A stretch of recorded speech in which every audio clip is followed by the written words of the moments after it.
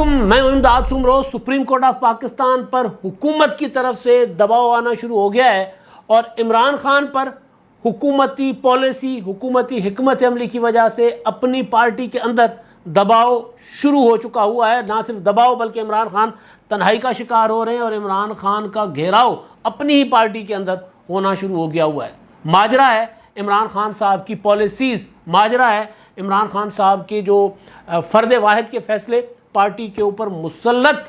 کرنے کا رویہ، اور وہ رویہ تیزی سے عمران خان کو تنہا کر رہا ہے۔ بڑی ناکامی کے بعد ابھی جو ناکامی لانگ مارچ کی صورت میں عمران خان صاحب کو ملی ہے، جس پر وہ خود کہہ چکے ہوئے ہیں کہ جی پارٹی کے اندر مایوسی ہے، لوگ مایوس ہو رہے ہیں، لیکن وہ اب ان کو بہلانے پھسلانے کی باتیں کر رہے ہیں۔ لیکن یہ مایوسی کیا صرف احتجاج کی حد تک ہے، عمران خان صاحب پر اعتراضات تحفظات کی حد تک ہے، یا آگے بڑھ چکی ہے؟ اور حکومت کی اپنی پالیسی، حکومت کی کیا ہے جو پالیسی عمران خان صاحب کے خلاف عمران خان کی پارٹی کے اندر ان کا گھیراؤ کرنے کی وجہ بن رہی ہے؟ یہ سارے معاملات ہیں اور بات ہے تنازع کی، متنازع بننے کی۔ عمران خان صاحب نے سپریم کورٹ آف پاکستان کو متنازع بنانے کی کوشش کی۔ عمران خان صاحب نے پاکستان کی جو اسٹیبلشمنٹ ہے، فوج ہے، ان کو ہمیشہ متنازع بنایا اور یہ ثابت کرنے کی کوشش کی، تاثر دیا کہ وہ ان کے ساتھ ملے ہوئے ہیں۔ لیکن جتنی متنازع شخصیت کرکٹ سے لے کر اب تک سیاست تک عمران خان صاحب کی اپنی ہے، ملک کے اندر اور ملک سے باہر، دیس پردیس، ہر جگہ، وہ کسی اور کی نہیں ہے۔ پاکستان کے سیاستدانوں میں سب سے متنازع ترین شخصیت جو ہے وہ عمران خان صاحب ہیں۔ مجھے یاد پڑ رہا ہے کہ کچھ عرصہ پہلے جو نیوزی لینڈ کی وزیر اعظم، بڑی اس وقت جو دنیا میں سب سے زیادہ جو انسانی حقوق کی پاسداری کرنے والی، بلا تفریق اپنے لوگوں کو، ہم وطنوں کو ان کا خیال رکھنے والی وہ سمجھی جاتی ہیں، نیوزی لینڈ کی وزیر اعظم جسٹنڈا آرڈن، انہوں نے، آپ کو یاد ہوگا کچھ عرصہ پہلے وہاں پر ایک حملہ ہوا تھا، دہشت گرد حملہ کرائسٹ چرچ پر، مسلمانوں کے اوپر حملہ ہوا تھا، کرائسٹ چرچ شہر میں مسلمانوں کی مسجد پر عبادت کے دوران حملہ ہوا تھا۔ تو اس میں ان کا جو کردار تھا، دنیا حیران تھی کہ آج اس نفسا نفسی کے دور میں جب انسان لسانیت کی بنیاد پر، مذہب کی بنیاد پر، رنگ کی بنیاد پر، نسل کی بنیاد پر تقسیم ہے، تو اس دور میں بھی کوئی ایسی حکمران خاتون موجود ہیں جو اپنے ہم وطنوں کو صرف اس نگاہ سے دیکھتی ہیں کہ وہ میرے نیوزی لینڈر ہیں۔ وہ یہ نہیں دیکھتی کہ جی وہ کرسچن ہے اور وہ جو جن کو مارا گیا وہ مسلمان اور مارنے والا کرسچن، تو وہ نہیں دیکھ رہی تھی۔ وہ یہ دیکھ رہی تھی کہ یہ سارے نیوزی لینڈر ہیں، مارنے والا بھی نیوزی لینڈر ہے اور مرنے والے بھی نیوزی لینڈر، شہید ہونے والے بھی نیوزی لینڈر۔ لہٰذا انہوں نے انصاف کیا اور انہوں نے اپنا کردار دکھایا دنیا کو کہ ایک حکومت کا کردار، ریاست کا کردار کیا ہوتا ہے۔ ایک نمونہ بن کر، مثال بن کر ابھری جسٹنڈا، اور وہ پھر اس میں پاکستان میں ان کو بینظیر بھٹو کے ساتھ مشابہت دی گئی کہ وہ بینظیر بھٹو کی طرز پر ایکٹ کرتی ہیں۔ جس طرح بینظیر بھٹو شہید جو ہیں وہ غریبوں کو، مظلوموں کو، خواتین کو، جو خاص طور پر وہ جس کو کہتے ہیں کہ میلی کچیلی، وہ جو محنت کش عورتیں،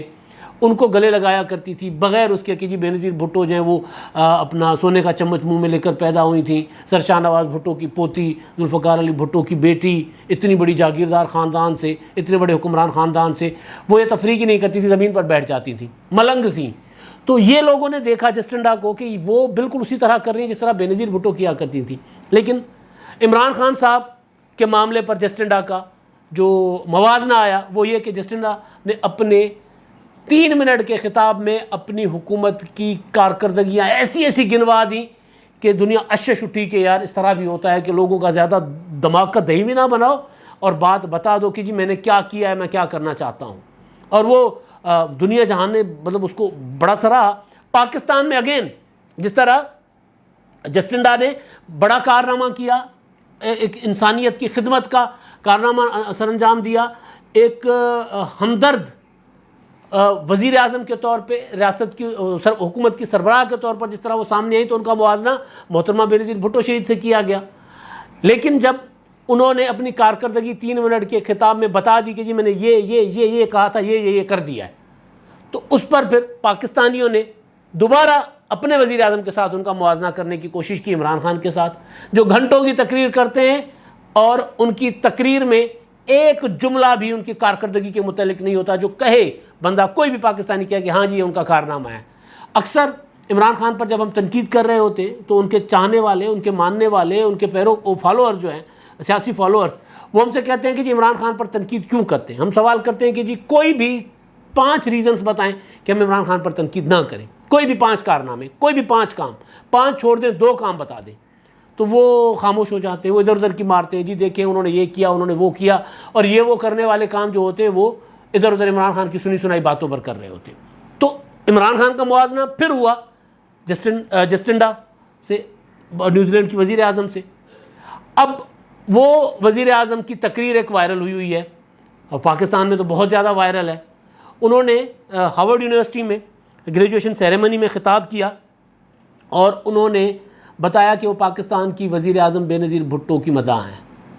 وہ اس بات پہ فخر کر رہی ہیں کہ بے نظیر بھٹو جو ہیں وہ دنیا کی پہلی خاتون وزیر اعظم تھی جنہوں نے وزیر اعظم آفس میں، یعنی پاور میں ہوتے ہوئے، عہدے پر بیٹھے ایک بچی کو جنم دیا تھا، وہ بختہ اور بھٹو تھی۔ اس کے بعد وہ یہ کہتی ہیں کہ جی میری بیٹی بھی، میں نے بھی ایک بیٹی کو جنم دیا، میں وزیر اعظم تھی، میں دوسری وزیر اعظم تھی دنیا کی جس نے ایک بچی کو جنم دیا۔ یہ کہنے میں بڑا مطلب ہوتا ہے نا، ایک نارمل سی بات لگتی ہے، لیکن یہ بات نارمل نہیں ہے۔ ایک وزیر اعظم آفس میں ہوتے ہوئے وہ اپنے ملک کو بھی چلا رہی ہے، اپنے پیٹ میں بچے کو بھی پال رہی ہیں، اور پھر اس کا جنم بھی دے رہی ہیں، اور پھر ملک چلا رہی ہیں۔ تو یہ آپ دیکھیں، کسی گھر کے اندر بھی اگر کوئی پریگننسی ہو جاتی ہے اور امیدواری کے ساتھ ہوتی ہے، اور اس کے بعد ان کی جو پوری کی پوری معمول بدل جاتا ہے ان کا، اس گھر کا اور خاتون کا، تو یہ دنیا اس کو اس طرح ایک بڑا اعزاز سمجھتی ہے کہ خاتون جو ہے وہ وزیر اعظم بھی ہے، اور اس وزیر اعظم آفس میں ہوتے ہوئے بچہ بھی انہوں نے بچے کا جنم بھی دیا۔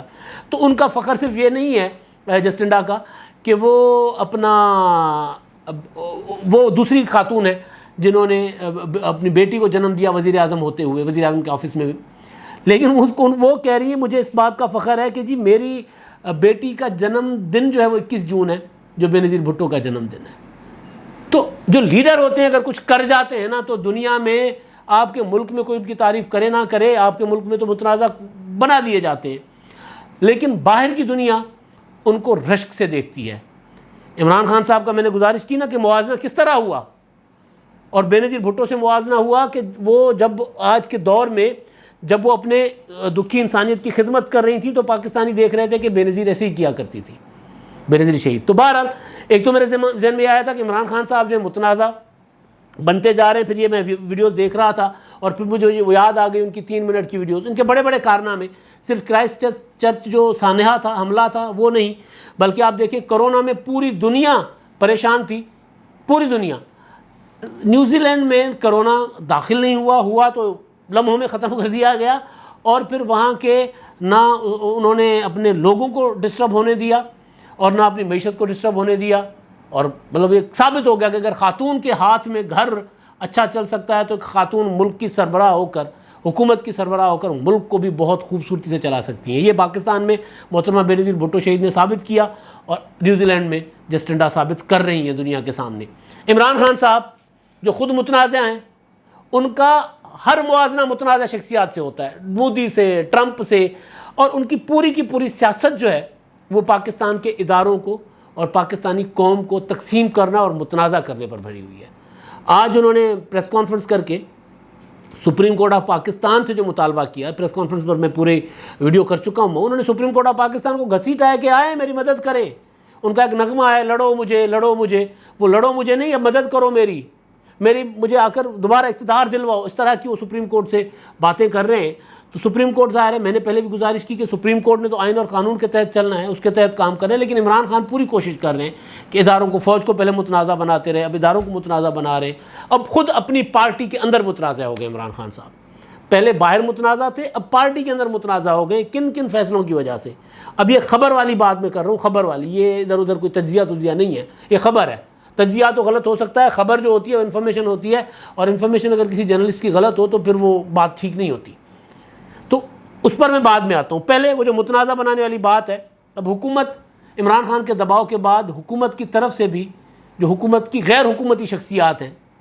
اب غیر حکومتی یعنی حکومت کے اتحاد کے اندر تو ہیں وہ پارٹیاں، لیکن کسی عہدے پر نہیں ہیں۔ مریم نواز صاحبہ وہ پورا اپنی حکومت کے ساتھ، مسلم لیگ نون اور پیپلز پارٹی اور اتحادیوں کی جو حکومت ہے اس کے ساتھ پورا کھڑی ہوئی ہیں۔ لیکن وہ جو عمران خان دباؤ ڈال رہے ہیں سپریم کورٹ آف پاکستان پر، مریم نواز ادھر سے دباؤ ڈال رہی ہیں سپریم کورٹ آف پاکستان پر۔ کچھ لوگوں کا خیال ہے جو مسلسل کہہ رہے ہیں کہ جی سپریم کورٹ جو ہے وہ عمران خان کے دباؤ میں آ جاتی ہے، آ گئی ہے۔ ایف آئی اے والا جو سو موٹو نوٹس تھا عمران خان صاحب کے خلاف توہین عدالت کا جو معاملہ تھا، وہ ایک سماعت میں چند دلائل کے ساتھ دلائل مان دیے، حالانکہ نظر آ رہا تھا عمران خان صاحب نے توہین عدالت کی ہے۔ انہوں نے اعلان کیا کہ جی پہنچے ڈی چوک پر سپریم کورٹ کے فیصلے کے باوجود، لیکن سپریم کورٹ نے یہ دلیل مان لیا کہ جی ممکن ہے کہ عمران خان کو غلط بتایا گیا ہو۔ سپریم کورٹ کا فیصلہ ہے، سپریم کورٹ کا حق ہے، ہمیں ججوں کی نیت پر شک نہیں ہے۔ میں بار بار کہہ رہا ہوں کہ وہ جو اشتر اوصاف صاحب ہیں، کل بھی کہا تھا میں نے کہ شاید جو اٹارنی جنرل ہیں وہ شاید اپنا کیس پلیڈ نہ کر پائے ہوں، جو بھی وجہ ہے۔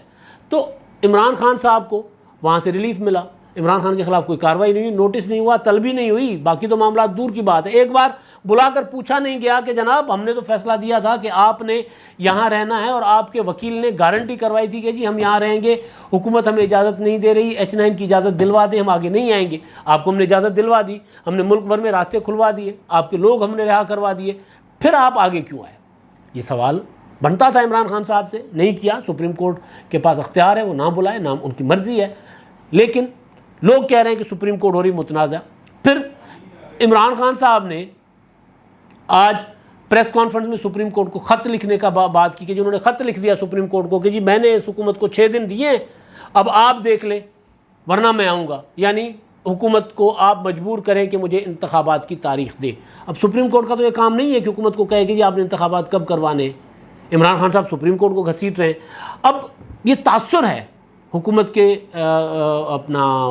حکومت کی سائڈ پر، حکومت کے اس میں اندر لوگوں میں، کہ عمران خان کا دباؤ چل رہا ہے سپریم کورٹ پر۔ سپریم کورٹ عمران خان صاحب کا چاہتے نہ چاہتے دباؤ لے رہی ہے۔ یہ حکومت کی صفوں کے اندر یہ تاثر گہرا ہوتا جا رہا ہے۔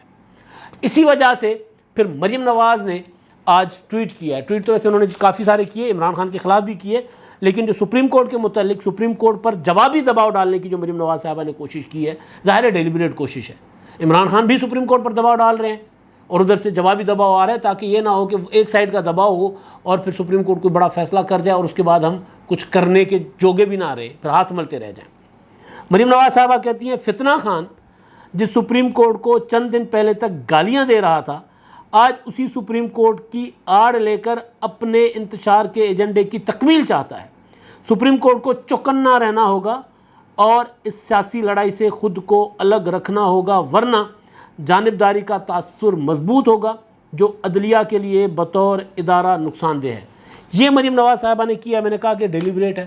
کیونکہ عمران خان مسلسل اداروں پر دباؤ بڑھا رہے ہیں۔ پہلے والا دباؤ کام نہیں آیا، اس لیے وہ اسلام آباد میں ڈی چوک سے کوئی 2 کلومیٹر پہلے واپس نکل گئے، ورنہ ان کا ارادہ تھا ڈی چوک پر آتے۔ اگر ادارے تھوڑی سی لچک دکھاتے اور تھوڑا سا عمران خان صاحب کو یہ میسج چلا جاتا کہ ادارے گھبرا گئے ہیں، تو پھر عمران خان صاحب نے جا کر ڈی چوک پر بیٹھنا تھا، پھر زیادہ ان کو گھبرانے کی جو ہے وہ دیتا، اپنا عمران خان صاحب پریشر دیتے ان کے اوپر، تو وہ نہیں گھبرائے۔ تو اب یہ ہے کہ جی اب عمران خان صاحب کے دباؤ میں آ جائیں ادارے، اس سے پہلے ہم نے اداروں پر دباؤ ڈالنا ہے۔ لہٰذا وہ مریم نواز صاحبہ کہہ رہی ہیں کہ سپریم کورٹ کو چکن نہ رہے سپریم کورٹ، اور وہ عمران خان صاحب کا دباؤ جو ہے وہ نہ لے اور اس کو اپنے سارے معاملات سے اپنے آپ کو سیاسی لڑائی سے خود کو الگ رکھے۔ اداروں کو اس سیاسی لڑائی سے الگ رہنا پڑے گا، یہ اصولی ایک بات ہے کہ پاکستان کی آرمی ہو، پاکستان کی عدلیہ ہو، سیاستدان اپنے معاملات پارلیمنٹ میں طے کریں۔ جو سیاسی معاملہ جاتا ہے سپریم کورٹ ہو، کوئی بھی معاملہ، وہ کہیں جا کے پارلیمنٹ میں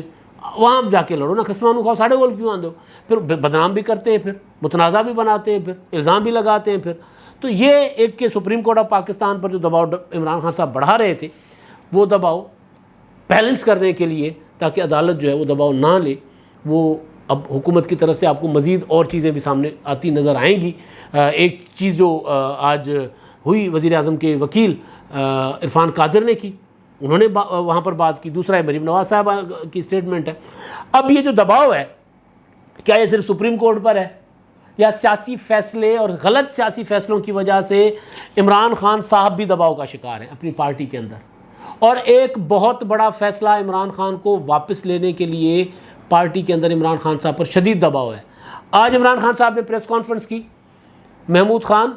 اور عاطف خان، دو شخصیات عمران خان کے ساتھ تھیں. عمران خان صاحب وہاں پر بیٹھے ہوئے تھے اور عمران خان کے ساتھ کوئی مرکزی لیڈر نہیں تھا، کوئی بھی، ایک بھی، یہاں تک کہ شہباز گل بھی نہیں تھے عمران خان صاحب کے ساتھ. یہ نہیں کہ شہباز گل کوئی ناراض ہوں گے، ان کی ناراض بننے والی کوئی اسٹیٹس نہیں ہے، وہ اس حیثیت میں نہیں ہے وہ، کیونکہ عمران خان صاحب کے چیف اسٹاف افسر ہیں نا، وہ عمران خان صاحب کے ذاتی ملازم ہیں. تو ذاتی ملازم تو ناراض نہیں ہوتا، سیاسی جو شراکت دار ہوتا ہے نا. شاہ محمود قریشی عمران خان کا پارٹنر ہے سیاست کے اندر، پارٹی میں. فواد چودھری عمران خان صاحب کا پارٹنر ہے پارٹی کے اندر. اسی طرح پرویز خٹک عمران خان صاحب کا پارٹنر ہے سیاست کے اندر. تو نفع نقصان وہ شیئر کرتے ہیں. جو چیف اسٹاف افسر شہباز گل ہو، کوئی ہو، وہ ایون مراد سعید بھی عمران خان صاحب کا پارٹنر ہے سیاست کے اندر. تو وہ نفع نقصان شیئر کرتے ہیں ایک دوسرے کے ساتھ. تو جو نفع نقصان شیئر کرتے ہیں سیاست میں پارٹی کے اندر، ان کا عمران خان پر دباؤ ہے کہ جو ایک غلط فیصلہ کیا تھا وہ غلط فیصلہ واپس لیں. غلطی پر غلطی کیے جا رہے ہیں، غلطی پر غلطی کیے جا رہے ہیں. پہلے بھی غلطیاں کی، اقتدار میں رہ کر بھی غلط فیصلے کیے، غلط لوگوں کو غلط پوزیشنوں پہ لگایا. کوئی فیصلہ ایسا نہیں کیا کہ اقتدار جو ہے وہ سروائیو کر سکے اور ہم دفاع کر سکیں، برداشت کرتے رہے. اب اقتدار سے نکلنے کے بعد بھی آپ غلط فیصلہ کر گئے. سب سے بڑا غلط فیصلہ قومی اسمبلی سے استعفے دینے. بھئی استعفے دے کر ہم بیٹھ کر وہاں پر اپنی پوزیشن بہتر بنا سکتے تھے، دوبارہ حکومت لے سکتے تھے، یا کم از کم یہ تو نہ ہوتا کہ حکومت جس طرح اصلاحات پر اصلاحات کیے جا رہی ہے، کل قومی اسمبلی میں اصلاحات ہو گئیں، وہ ترمیم ہو گئی، آج سینٹ نے کر دی اور ہمارے پاس کچھ بھی نہیں رہنا. اور میں آپ کو پہلے ہی گزارش کر چکا ہوں کہ آصف زرداری اور نواز شریف کا منصوبہ ہے کہ ہم نے 10 سال ایسا بندوبست کرنا ہے کہ 10 سال یا تو ہم نے مل کے حکومت کرنی ہے، اور یا پھر باریاں، ایک باری اگلی 2023 سے 2028 تک ایک پارٹی، 2028 سے 2033 تک دوسری پارٹی. تو یہ ان کا پلان ہے. ظاہر ہے یہ عمران خان صاحب کے جو لوگ ہیں سیاسی ہیں، چاہے فواد چودھری ہوں، چاہے شاہ محمود قریشی ہوں، وہ تو ان کو تو فیل ہو رہا ہے، وہ تو اس ساری صورتحال کو سونگھ رہے ہیں. تو وہ عمران خان صاحب سے، میں نام جو لے رہا ہوں وہ لازمی نہیں کہ یہ والے نام ناراض ہیں، لیکن پارٹی کے اندر جو ہیں وہ عمران خان صاحب کے اوپر اس بات کو لے کر شدید دباؤ ہے، ناراضگی ہے کہ بھائی کیا کرو گے. استعفے اگر حکومت منظور کر لیتی ہے، جو کہ حکومت نے فیصلہ کر لیا ہے کہ ہم نے استعفے کچھ منظور کر کے، کچھ تھوڑے منظور کر کے اور ضمنی انتخابات کرواتے جانا ہے. وہی پلاننگ جو آصف زرداری نے، جس کو کاؤنٹر کیا تھا پی ڈی ایم کے دوران. آپ کو یاد ہوگا کہ پی ڈی ایم میں جب استعفوں کا فیصلہ کیا گیا تھا مارچ میں کہ جی استعفے دے کر اور ہم لانگ مارچ کریں گے، اور تو تب پیپلز پارٹی نے، آصف زرداری نے اس سے پہلے اور مارچ میں یہ پلی لی تھی، یہ دلیل دی تھی کہ بھائی اگر ہم استعفیٰ دے دیتے ہیں تو یہ حکومت جو ہے یہ اس سے نہیں جائے گی. اگر ساری کی ساری اپوزیشن قومی اسمبلی سے استعفیٰ دے کر چلی جاتی ہے تو ایک تو سینٹ میں میجورٹی لے لے گی یہ، اور اس کے بعد پھر 2-2 4-4 10-10 کر کے 2-2 4-4 دن کے فرق پر ضمنی انتخابات کرواتے جائیں گے. تو پھر کیا ہوگا کہ ہم ضمنی انتخابات میں حصہ لیں گے، اگر نہیں لیں گے تو پھر ہمارے حلقے چلے جائیں گے اور یہ 2/3 میجورٹی لے لیں گے. اور اگر ہم ضمنی انتخابات میں جائیں گے تو پھر ہم استعفے کیوں دیں. تو یہ والا آرگومنٹ مانا گیا تھا، بڑا اسٹرانگ آرگومنٹ تھا. تو اس کے بعد سینٹ کے انتخابات میں وہ پی ڈی ایم نے حصہ لیا تھا، آپ کو یاد ہے. پھر ضمنی انتخابات بھی لڑا، اور پھر اس آرگومنٹ کی جیت تھی عمران خان صاحب کو سینٹ، اور اس کے بعد تحریک عدم اعتماد کے ذریعے نکالا گیا، سینٹ میں شکست دی گئی. تو اب یہی آرگومنٹ پی ٹی آئی کے اندر آ گیا ہوا ہے. تحریک انصاف کے اندر اب یہ کہا جا رہا ہے کہ حکومت نے اگر ضمنی انتخابات کروا دیے، کیونکہ اب حکومت تو کہیں نہیں جا رہی، آج کے سخت فیصلے کے بعد یہ طے ہو گیا کہ حکومت نہیں جا رہی، کم از کم بجٹ تک نہیں جا رہی، اور بجٹ کے بعد حکومت 1 مہینے کے اندر بندوبست کر لے گی. یہ جی اتحادیوں کا جو حکومت کے اوپر بلیک وہ جو ہوتا ہے نا، وہ پریشر کہ 2-4 اتحادی اگر ایک چھوڑ گیا، ایم کیو ایم یا بی اے پی چھوڑ گئی تو حکومت گر جائے گی، تو اس کا بندوبست حکومت کرنے جا رہی ہے. حکومت یہ کرنے جا رہی ہے، جو میں خبر دے رہا ہوں، جس خبر کی وجہ سے عمران خان کے اوپر دباؤ ہے، وہ یہ کہ جی کم از کم 10 سے 20 لوگ پی ٹی آئی کے، ان کا استعفیٰ منظور کر لیا جائے، اور ان کا استعفیٰ منظور کر کے بالکل اسی طرح جولائی میں انتخابات کی طرف جایا جائے، ضمنی انتخابات کی طرف. جیسے پنجاب میں ڈی سیٹ ہونے والے پی ٹی آئی کے ارکان کی جگہ پر ضمنی انتخاب ہو رہا ہے. تو اگر پنجاب سے، اور وہ سیٹیں ہوں پنجاب کی، دلچسپ بات ہو سیٹیں ہوں پنجاب کی، تو پنجاب کی سیٹوں میں زیادہ امکان یہ ہے کہ مسلم لیگ نون جو ہے وہ جیت جائے گی. تو وہاں سے مسلم لیگ نون جیت جائے گی. اور اگر ظاہر ہے پی ٹی آئی انتخابات اگر ریزائن منظور ہو جائے گا تو پی ٹی آئی اول تو اپنا انتخابات میں، ضمنی انتخابات میں حصہ نہیں لے گی. اگر لے گی تو حکومت ہے، مرکز میں بھی صوبے میں بھی جگاڑ لگا کر انتخابات جیت جائیں گے تو پھر 2023 تک اپنا بندوبست کر لیں گے، اور پھر اس کے بعد مزید 10 سیٹیں، پھر مزید 10 سیٹیں، یہ کر کے آہستہ آہستہ کر کے پی ٹی آئی کو فارغ کر دیں گے۔ یہ حکومت کا منصوبہ ہے۔ اب حکومت کا یہ منصوبہ عمران خان صاحب کے گھیراؤ کا سبب بن گیا۔ اب عمران خان صاحب کو پارٹی کے اندر کہا جا رہا ہے کہ بھائی اگر حکومت نے ضمنی انتخابات کروائے تو پھر کیا ہوگا، کیونکہ ضمنی انتخابات اگر پارلیمنٹ کی مدت، قومی اسمبلی کی مدت 6 ماہ سے کم ہو تو نہیں ہو سکتا۔ ابھی تو مدت پڑی ہوئی ہے، ابھی تو 1 سال 2 ماہ پڑے ہوئے ہیں، تو اگلے 2 ماہ میں ضمنی انتخابات ہو جانے، اگر کل پرسوں استعفے منظور ہو جاتے ہیں تو اس صورت میں عمران خان پر دباؤ ہے کہ بھائی استعفے واپس لو، پارلیمنٹ میں واپس آؤ، مقابلہ کرو وہاں پر۔ اور اگر استعفے واپس نہیں دیتے، ضمنی انتخابات ہوتے ہیں اور پھر ہم ضمنی انتخابات کا میں حصہ بھی لیتے ہیں، تو پھر استعفے کیوں دے رہے ہیں ہم؟ اور حصہ نہیں لیتے تو ہمارے حلقے چلے جائیں گے۔ قومی اسمبلی کا، صوبائی اسمبلی کا، کونسلر کا ایک حلقہ ایک بار چلا جائے وہ واپس نہیں ملا کرتا، وہ بڑی مشکل سے واپس ملتا ہے۔ یہ سیاستدانوں کو جو گراؤنڈ کی پولیٹکس کرتے ہیں، جو الیکشن کی سیاست کرتے ہیں، ان کو سب سے بہتر پتہ ہے، ان سے بہتر اس چیز کو کوئی نہیں جانتا۔ تو عمران خان صاحب پر یہ دباؤ ہے کہ بھئی یہ کیا کر رہے ہیں آپ، کس طرح کی پولیٹکس کر رہے ہیں، ایک یہ دباؤ۔ دوسرا، لانگ مارچ کی ناکامی کے بعد پھر 6 دن کے بعد پھر نکلیں گے، تو پارٹی کہہ رہی نہیں خان صاحب، لانگ مارچ کرنے کا فیصلہ بھی تنہا، کوئی مشاورت نہیں کی تھی، فیصلہ آ کر مسلط کیا، استعفے دینے کا فیصلہ بھی تنہا، کوئی مشاورت نہیں کی تھی اور فیصلہ مسلط کر دیا تھا اپنا پارٹی کے اوپر، اور اب 6 دنوں کے بعد دوبارہ نکلیں گے، اور ایک ہی مشیر ہے آپ کا شیخ رشید، اس کے کہنے پر آپ یہ سارا کچھ کر رہے ہیں۔ تو یہ جو آج کی تصویر ہے کہ عمران خان صاحب کے ساتھ کوئی مرکزی لیڈر نہیں ہے، اس کا ترجمہ، اس کی تشریح، اس کا مطلب اور اس کے اندر کی خبر یہ ہے کہ عمران خان کے ساتھ، عمران خان کی شرائط پر پارٹی کے لیڈر چلنے کو تیار نہیں ہے۔ اب تک کے لیے اتنا ہی، اللہ حافظ۔